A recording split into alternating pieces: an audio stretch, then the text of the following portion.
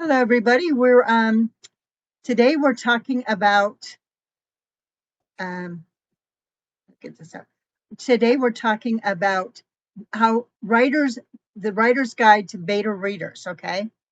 Um, oh shucks, I didn't mean for that to happen. I gotta put the share screen up. Let me do this real quick, and we'll put the share screen up. There we go. Um, so I'm now recording, and we've got it's a writer's guide to beta readers, and it's about getting a second opinion about your book. See, if you finished your first draft and you've edited as much as you can, it's time to send it off to somebody else to get their opinion on what you've written. Okay. In this course, you'll learn why you need a beta reader, how many beta readers should you find to read your book, where can I find a beta reader, what should I expect from a beta reader, and how much should I expect to pay a beta reader? Okay, so why does an author need a beta reader?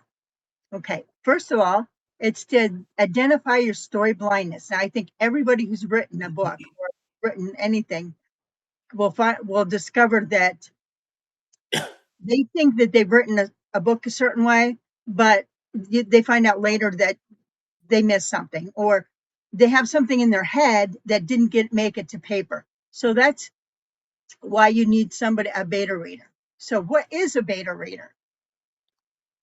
We'll get to that in a minute. Okay. A beta reader is one of those people that,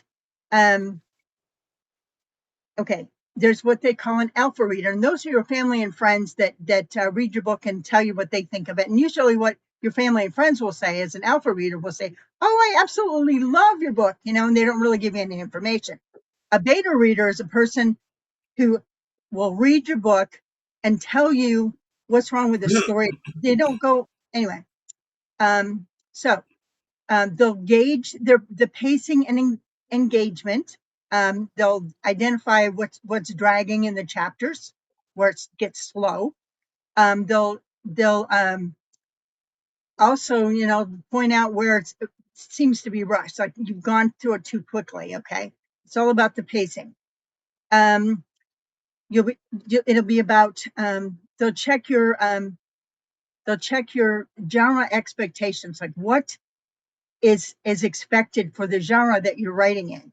A romance has different expectations than a mystery writer does, and like that. Also, they'll catch logic leaks, otherwise known as plot holes. Um, they'll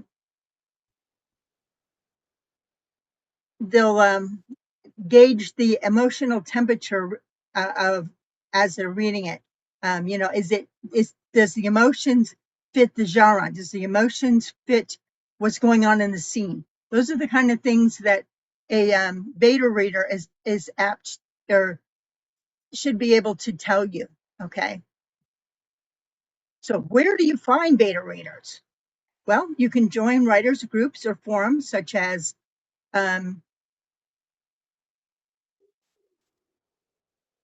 Goodreads, Reddit, or beta reader. They're beta readers. Also, writing communities on Facebook. Also, websites like Scriptophile and Critic Circle. You can connect with other writers as potential beta readers. You might reach out to fellow authors, friends, or book clubs who enjoy your genre. Local libraries, writing workshops, and creative writing classes can be great resources for finding readers willing to give a thorough and thoughtful feedback. Another place is right here on Self Publishers Unite. Right now, we are building a list of beta readers for you to choose the right person for your book. So we have a special category for beta readers called beta readers. That's simple. So, if you're looking for a beta reader, try there to see if you can find one that suits your needs. Okay, so what should I expect from a beta reader? Well, first of all, it depends on your on whether you're doing fiction or nonfiction. These are questions that you might want to ask your ask a beta reader. Okay, say at any point, do you feel that you didn't understand the concept I was explaining? Which chapter was the most useful to you? Which felt like what felt like filler? Did you find any of my arguments unconvincing, and why? Is there a place where you wanted an example or story that, but you didn't find one that fit? That's all for nonfiction. Now for fiction, again, we'll go back to the pacing. Did the character development make sense? Was the plot and subplots consistent? Was there any confusing sections or awkward dialogue that you noticed when you were reading through it? And were there any aspects to the story you skipped over because they seemed boring to you? That's really important because you don't really want people just skipping over what you've written. Now, some considerations regarding compensation is first of all, remember that beta readers are not professional editors. They can't do it all, okay? So they're going to be paid less than a professional editor would be. So, if somebody says, oh, I'm a beta reader, don't expect to pay editor prices. Their suggestions are primarily focused on the reading experience rather than in something like grammar or formatting. However, their insights are valuable for ensuring that your story resonates with your target audience and identifies any issues that might prevent readers from enjoying your book.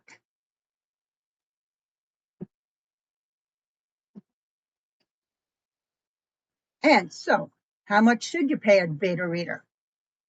Beta readers vary depending on their experience, the length of your novel or manuscript, and the level of feedback you're seeking. Many beta readers volunteer their time for free, especially in writing communities or through mutual exchanges.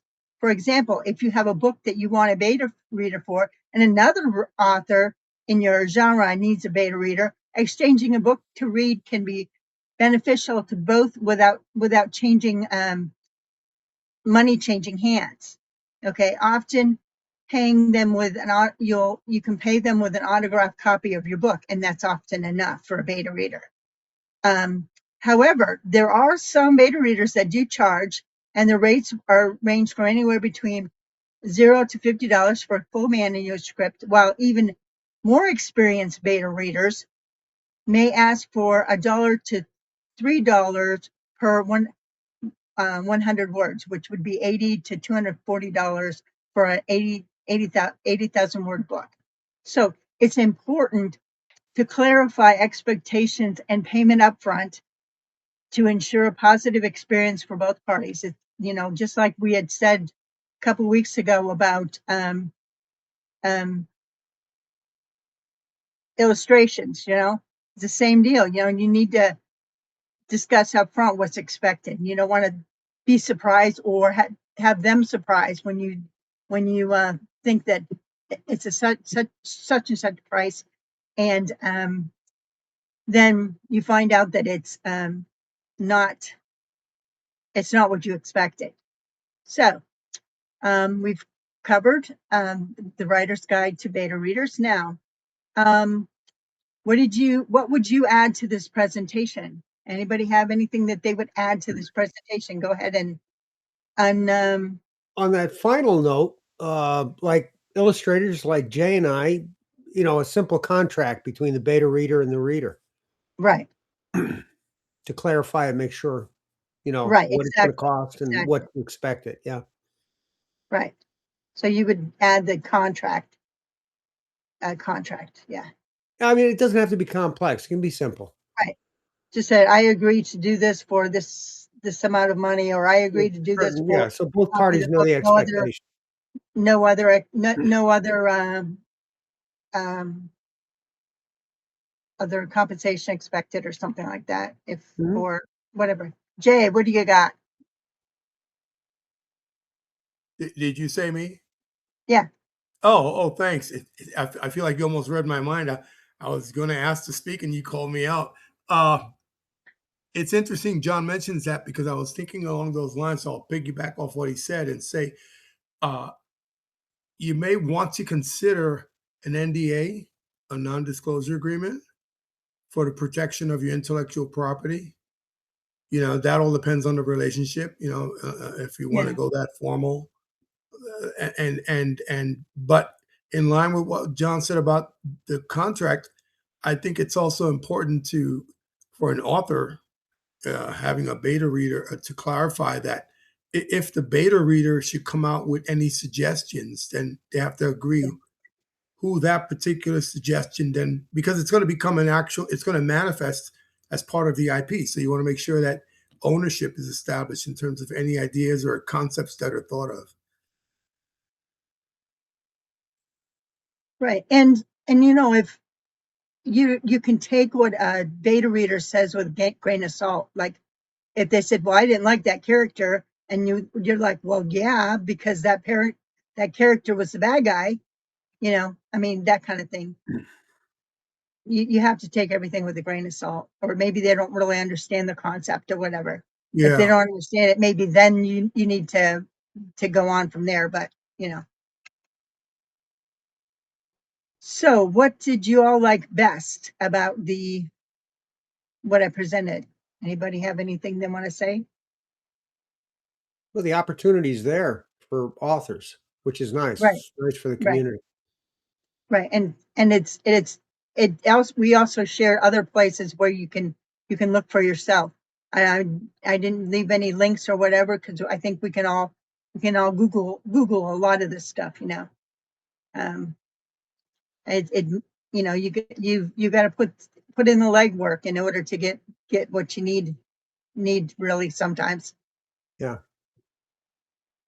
I think it's also a good thing to have other authors assist you as a beta reader, because you're like-minded professionals, so they can think along those lines and not necessarily personalize a character, but get into the flow and the feel of what you're trying to convey and see it from that perspective. That's a good as an point. author.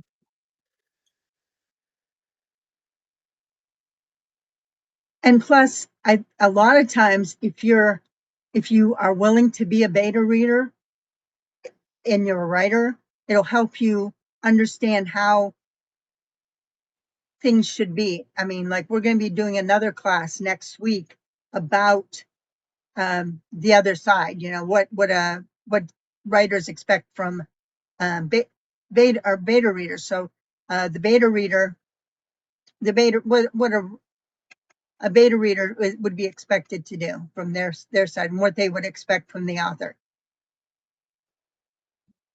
So anyway, so anything that isn't clear that you would like to add to this? What establishes a beta reader's Credentials? qualifications, or without just somebody saying, "Well, I'm a beta reader and I can do it." Is there anything as far as qualifications, something that would help, or make the Not reader that feel I'm like aware of. Anybody else have anything? I mean, there may be courses or something you can take, and these are going to be courses that you can take. I think I might make it when I get this up, I might make it mandatory that in order to put your name up as a beta reader, that you take this course in the classroom. This one and the next one, just to make sure that you know what's expected of you. But overall, I don't think there's any kind of certification you have to be a beta reader. Well, I was thinking about that too. I was going to ask that before. I'm glad you brought it up, John, because I don't know that I don't know that you would necessarily, to be a good beta reader, have to be, say, in the publishing industry, or have to be an established, recognized author per se, versus someone Yeah. who can get a feel for what you're trying to convey, and maybe perhaps have a creative mind. It's definitely a qualifier, but they should have. Having zero experience with beta readers, I would say if I were to have someone read, say, my graphic novel as a beta reader, I'd like to know I'd find someone that has some familiarity with the particular genre that I'm presenting, and they can be honest and objective, and be reliable. I mean, John mentioned something in the last meeting I attended where when you prep for a meeting with an author as an illustrator, you have that conversation with them beforehand. So I think that's key and important and vital to establishing the very initial steps of a relationship that lead you to the decision to hire that person as a beta reader, and see where they're at mentally, where they're at preference wise, and make sure they understand your target audience. And also, to a certain degree, and I can't specify what on this, I'm just sort of generalizing here, is their analytical skills. They shouldn't be just a complacent ad hoc type readers. Should be someone who can actually understand the various components that make up a storyline, a book, and the particular genre you're addressing. Someone with a good analytical mindset that, while they may not necessarily be professional editors per se, they're not necessarily just the guy next door or family or just a fan. Someone that will share your enthusiasm with good communication skills, that's trustworthy. And yeah, they should have, I think, in my opinion, they should have a vested interest in being a writer themselves. And not necessarily though, because a person who loves a certain genre, like say, like they love, like in my case, historical fiction. If you love historical fiction and you've read all the books, you've gone through read different authors, and I can tell that you're enthusiastic about a specific that specific genre. You're more apt, you're going to be better than somebody else who has been doing beta reading but does it in a different genre. You know what I mean? Right. The key thing is they carry the interest of your particular work. So yeah, makes sense. Yeah, Exactly. And you can go ahead. one thing I was just thinking of that I'd like to add is that for a beta reader, I've heard different authors say, that they've paid someone or asked someone to read their book, and then it didn't feel like they even read the book, or maybe they used AI to read the book and give the opinion or give you feedback on the book. So one of the things that I would want if I was, going to, I'm an author, and if I was going to employ or pay somebody to beta read my book, number one, the contract sounds good. I would also include a worksheet that they would have to fill out. And that would include, them giving me each chapter, their opinion of the chapter, and a question about the characters, just to get their insights.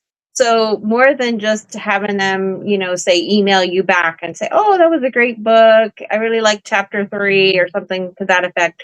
No, what you want to have is like a worksheet for them to fill out, and to give their honest opinion and have some very targeted questions. And maybe I don't know, maybe you already have that in the works as far as, something like that you could Yeah. as a tool. Next week I've got, like I said, I'm going to have the beta reader side of things. So it's more geared toward the beta reader rather than towards the author. Yeah, I just think the author needs to be the one to make sure that happens, Mhm. The beta reader, I guess, could say, this is like, if I'm going to provide this service, this is what I'm going to give you as a beta reader back when I Mhm. read your book. Right. But I think there needs to be some documentation, handwritten would be great, or, typed, is fine. But just, some sincere insight into each chapter, and just some concise questions answered, so that the person actually did read the book. Right. This Right. this boils down to the same thing with illustrators. Jay and I both have to establish our credentials up front. We have to have a portfolio. People have to see what we offer, how we've offered it, what's been published. It's all credentials that qualifies you for what you're asking in price. Right. And The again, reader can just say and anything they want. If they have nothing to back them up, and the author takes a chance on that. I mean, it's still the and same thing, no matter which side of the fence you're on. and again, it all goes back to, you know, if they don't have credentials, they can still be a beta reader. They just should not be paid as a beta reader, except for maybe as, like I said, as a copy of your book, if Right. they don't have a lot of experience in your genre. In the scheme of things, in the world as it goes right now, I'm nothing. Nobody knows me. I'm not a famous person. I'm not any specific illustrator other than the few people that do know me. So I'm not going to ask for $6,000 a page for a children's book, or you know what I mean, Thank where goodness. somebody who is Hey, established. but if they offer it, I'll take it. Well, yeah, but no, if they're established and they're famous, or they're more Yeah, well known, then they can ask a higher price because yeah. they know, Right. the Right. background. And But it I would think be nice Marilyn to have Marilyn some. brings up a good point with regards. I apologize, Signet. Did I overspeak you? No, go ahead. Oh, thank you. Marilyn brings up a good point, because while I was hearing everyone speak, I was thinking, what do you have that is written out, like set in stone, so to speak, that can help to ensure that the beta reader and the author are on the same page when it comes to certain. So maybe, I don't know, Signet, maybe you or someone, or you can get some sort of a template that people can work from, and then from there, Okay. it'll evolve individually per task, like per book, according to the author and what they're looking for. But at least a starting point that'll provide a foundational template for them to work from. Okay, I'll write that down as And I think that something to would add. differ from book to book and from author Yeah, it to varies. author. Yeah. Yeah. But at What least are I'm sure there's certain things that on it, like John has one way of doing things, right? And our styles kind of cross at certain points, but then when it comes to the project side of it, and the handling of it, he has his style, I have mine. But I'm sure the same happens with authors, where there is some there are some general areas that I'm sure would be, not too dissimilar. That would be similar. Particulars aside, as you were mentioning, that maybe they'll serve as at least as a platform, a springboard to work from. Right. I I liked would what go, yeah. I was gonna say, I like what Marilyn said about, chapter by chapter, writing something specific Yep. about each chapter. I heard something interesting a couple days ago about, from a, developmental, editor, and he was saying that an editor should be able to find at least 10 things wrong on each page. If they're a good editor, they should find at least 10 things that are wrong. 10 mistakes you made as the author. And I think a lot of that is absolutely, because everybody has their own style and their own way of writing things. And so sometimes an editor can try to conform the author into their own kind of vision. I have done editing of books, and I always try to maintain the voice of the author without losing the flow. And so sometimes the author, has their own voice, but the flow is abrupt and it, and so I'm trying to help them with the flow of their words. I'm not trying to change their tone, their words, what they're saying, their voice. So as an editor, you can go in and on every page and almost try to break the voice of the author and try to conform them into something that they're not. See, so that's, a good editor and a bad editor, or somebody that's just like, I'm going to take, like your English teacher in 12th grade, I'm going to take that red pen and I'm going to destroy you, and Right. Well, this editor also said that you want to get away from strict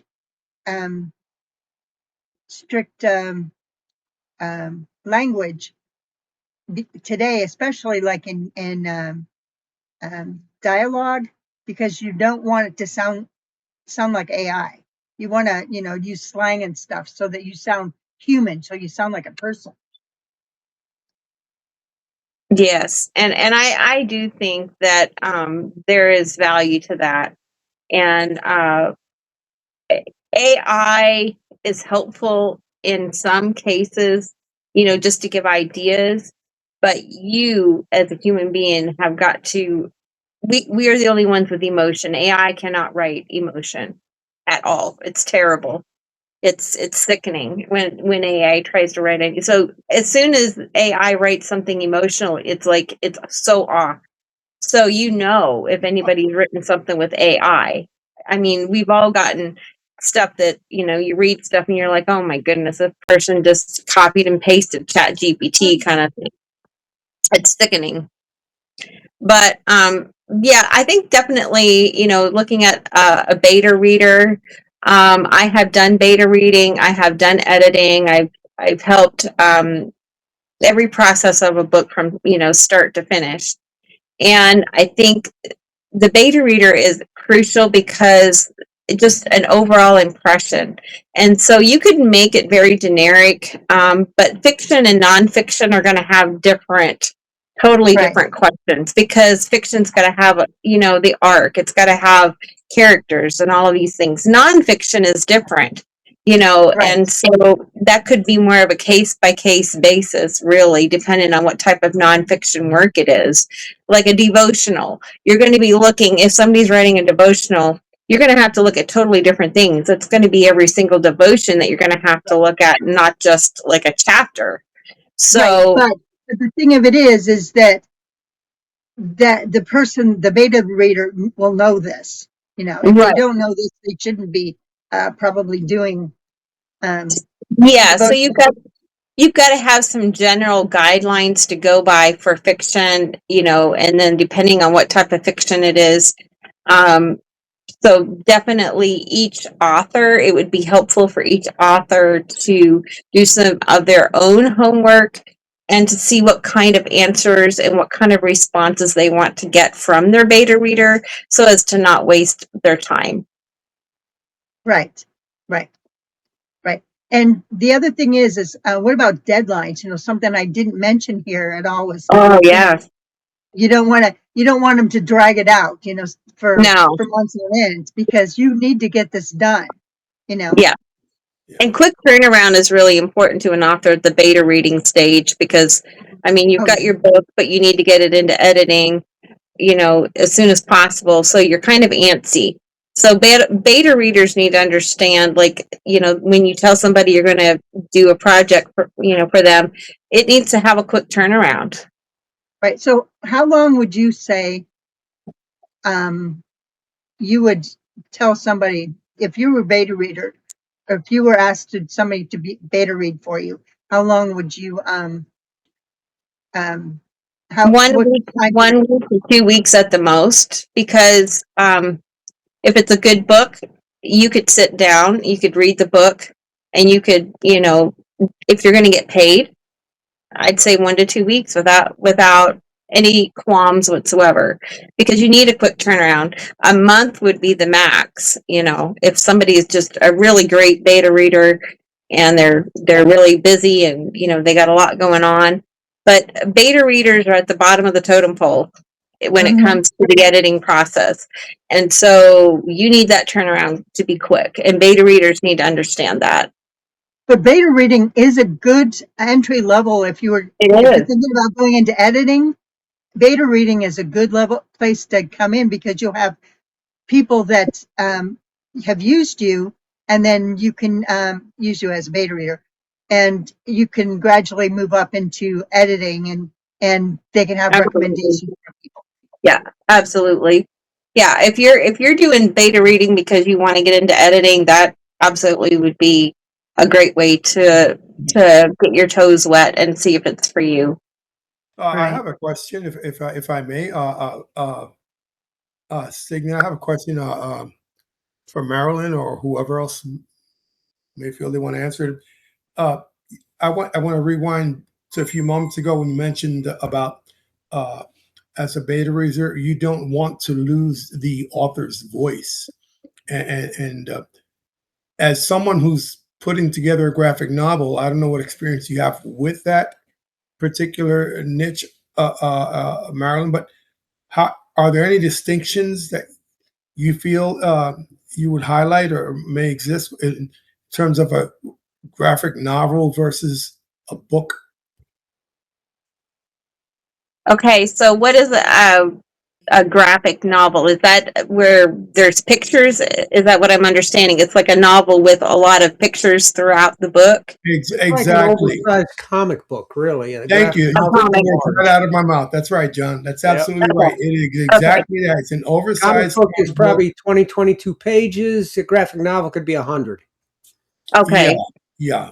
So you would Yeah. want somebody that definitely understands graphics and art and has you'd want to specifically find a beta reader that understands the flow of kind of cartoon or graphic work, and whether it goes by chapter or whether it goes by image and words, you would definitely want to choose your beta reader who is comfortable in that realm, and it has, I would say, ask for a list of books that they've read in that genre that that you could even something because you want to make sure. Now, if somebody just offers to read your book, and Signet mentioned this, like the family and friends, you're gonna get people, oh, I'll read that, and they'll say it's great, that's wonderful. But if you're gonna bother paying somebody or having you spend some time with this beta reading process, you want to make sure that they actually understand what readers are looking for in that genre. So you want to say, well, what kind of experience, what kind of books have you read, or what kind of movies have you watched, or in that genre, because they all kind of work together. And so they would you would be able to have a conversation with them, and they would be able to communicate with you that they definitely understand that genre. That is important. We have on our beta reader what do they call it, column or whatever it is, we have the beta readers. So they tell what genres they are into. Yeah, they'll do so. Yeah, I would definitely, and you, John, have your contracts and all of that and conversations up front. That is definitely one of the conversations that you'd want to have, is how familiar are you with this genre? And are you just saying, I like this genre, or are you actually really familiar with it? And what kind of, do you have other reviews of your work? If the more reviews of stuff that you have of your work, the more that they're worth. Like as if you do pay, it's like the average one would be from $0 to $50 for reading your manuscript. Okay. A really good one, as somebody who's been at it for a while, would actually start charging more. And this person's probably close to being an editor themselves, so or on their way to becoming an editor. So you gotta get a feel of That's why credentials help. Right. You know, every Right. time I get done with a project with a client, I ask them for a review or a recommendation, just a couple of Right. sentences. That's all. Right. And it's And posted in my LinkedIn profile. I put it on my website, and it just gives people a feel of what I've done and what people have thought about it. And, you know, it's credibility. Yeah, provides a good testimonial. That's right. and you can do that on LinkedIn, you know. I Yeah. Mhm. mean, anybody that has a business service should be on LinkedIn so that they can give so people can give their reviews on those services. Yes. Yeah, you need to be legitimate. You need to show that you're legitimate and that you're not, you know, somebody that's scamming the system, you know. You're an And authority in what you do. Yes. Right, right. and in today's world, we have to be so careful with everything we do. Before you pay anybody anything, you want to make sure they're real. You know, it's not a scam. And the same goes for this niche as well. But If you're wanting, right, but going back to, you know, if you don't know this person, just a copy of your book is a good enough payment, you know. If that's they right. if they give you a good a good review, you might want to pay yourself, you know. You might want to throw them a few bucks, you know. But if That they don't have anything at all, you want to any experience at all, then you definitely don't want to be paying them the top dollar on it. that Right. brings up that provokes an interesting thought. What you just said, Signet. I have a question. So, what would be the better recommended course of action here? Would an author then necessarily submit the entire volume of their work to a beta reader, or should they do it in segments? The first chapter, the first Oh, the five whole chapters, thing, whatever, the and whole thing, feel it out. the whole thing. The whole thing. Right, because otherwise it's gonna take a year for anybody Yeah. to go through. You want to Yeah. go through the beta reading process as quickly as possible. Like she said, Yeah. 1 to 2 weeks, that's it. Oh, okay, makes sense. Yeah, it has to be quick turnaround for beta readers. They need to understand that because editing takes a long time. The copy developmental, proofreading, you know, the formatting. I mean, all of these things take so long. Beta reading is where you've got to get an idea. Is my book, you know, good enough to polish enough to enter the editing process, or do I need to, you know, tighten up the storyline, or, you know, change some things, or, you know, make some changes before you start paying big bucks to the editors to tell you the same thing. Right, right, right. You want to start with yourself. You know, edit it to death yourself is Yeah. my theory. Edit it till you hate the book and you can't deal with it anymore. That's how I do. Yeah. And You're then sick. You you don't give want to read another word of it. Oh yeah. And then you give it to your friends and family, you know, that actually read, which, you know, that those come far and few between anymore. And then don't Yeah. have time to read it. And then, which is an alpha reader. And then you go to a beta reader who you may or may not pay. I mean, may or may not agree to pay, depending on their experience. And then you go from there to a professional editor. Yeah. Yeah. So, And having, you know, I think the author for their books needs to come up with the questions for the beta reader, because you know your own work and you can use a template. Signet, I'm sure, will put out some kind of a template, you know, that could be kind of, you know, a jump off point.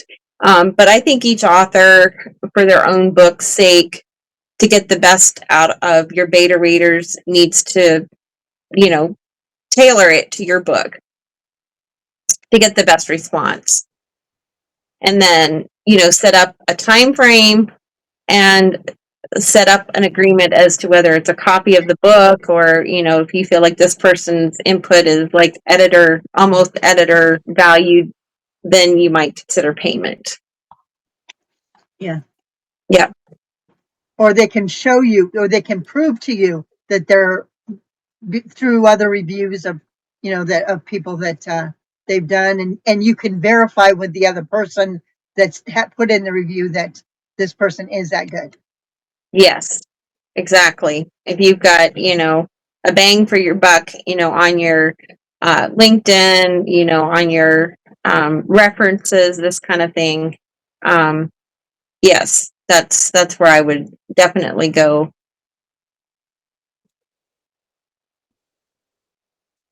Before I agree to a beta reader. And make sure that the deadline works, you know, that they're comfortable, you know, say, you know, you can have this back to me in 2 weeks. Right. And it isn't like, well, I'm busy for the next month or so, you know, just say pass. I'll you know, just say Yeah. pass. Find somebody Yeah. else. Because there are people out there. We've got, like I said, like I showed in the beginning, there's a bunch of places where you can go to find people. It's going to be in the classroom. It's already written out. So you can check those places and see where, find beta readers. You know, they're not Yes. that hard to find. You just got to put in a little bit of work, you know, a little bit of legwork Yep. on the right people. It is, you know, and that it goes for everything that we as authors do. Unfortunately, you know, that's why we're here at Self Publishers Unite, because we need all the resources that we can get to help each other along, because it's a very technology driven world and it's always changing, and we just, you know, supporting each other like this is huge. And you can tell we're real people. Yeah, exactly. And that also, you know, when I've gone on Chat GPT and asked questions, which this is something, you know, that is helpful. You could, go to Chat GPT and say, look, I've written a book and these are the main points and the plot structure of the book. And can you help me come up with some questions for beta readers?